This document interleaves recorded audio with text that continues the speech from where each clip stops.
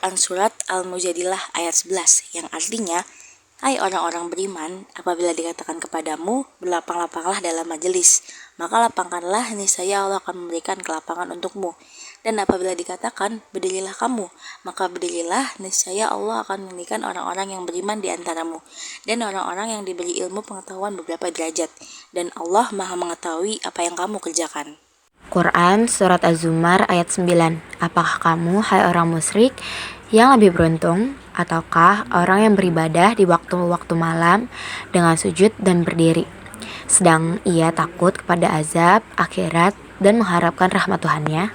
Ilmu adalah sekumpulan pengetahuan yang diperoleh melalui proses sistematis dan metodis untuk memahami, menjelaskan, atau memprediksi fenomena tertentu dalam alam semesta. Ilmu mencakup berbagai informasi yang terorganisir dan bersifat logis yang diperoleh melalui penelitian, pengamatan, eksperimen, dan analisis kritis. Dalam bahasa Sanskerta, ilmu sering disebut sebagai vidya yang artinya pengetahuan atau wawasan, atau jinana yang berarti pengetahuan mendalam yang berkaitan dengan pemahaman atau pencerahan. Ilmu memungkinkan manusia untuk terus belajar dan mengembangkan pemahaman mereka tentang alam semesta dan tempat mereka di dalamnya.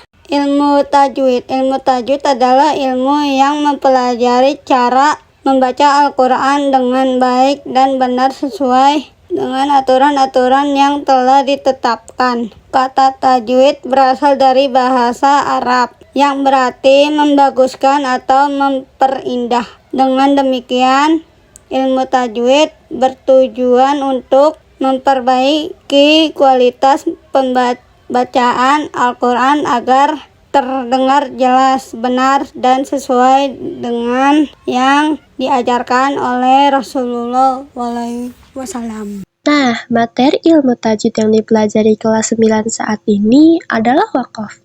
Ada 8 tanda waqaf yang harus diketahui, yaitu waqaf lazim, waqaf mutlak, waqaf zaiz, waqaf ulah, wasul ulah, waqaf mu'anaqoh, waqaf mamnu, dan saktah. Aspek penting dalam ilmu tajwid. 1. Makhrajul huruf, tempat keluar huruf, meliputi berbagai tempat di mulut, tenggorokan, dan bibir. Sifat-sifat huruf memengaruhi cara pengucapannya.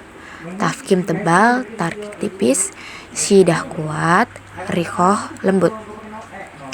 3. Hukum bacaan.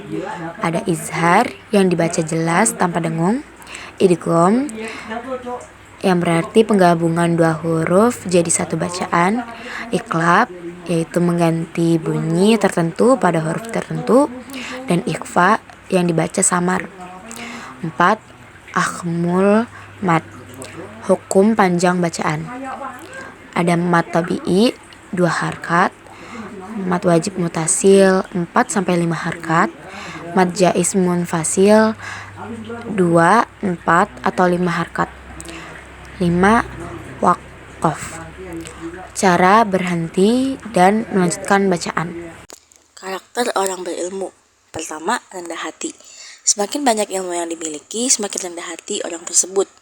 Orang yang berilmu menyadari bahwa masih banyak hal yang belum diketahui. Kedua, bersedia berbagi ilmu. Orang yang berilmu yakin bahwa ilmu yang dipraktekkan akan semakin melekat dalam ingatan. Ketiga, senang belajar dari siapa saja. Orang yang berilmu tidak memandang bulu dan menganggap siapa saja sebagai sumber pengetahuan. Keempat, inspirasi.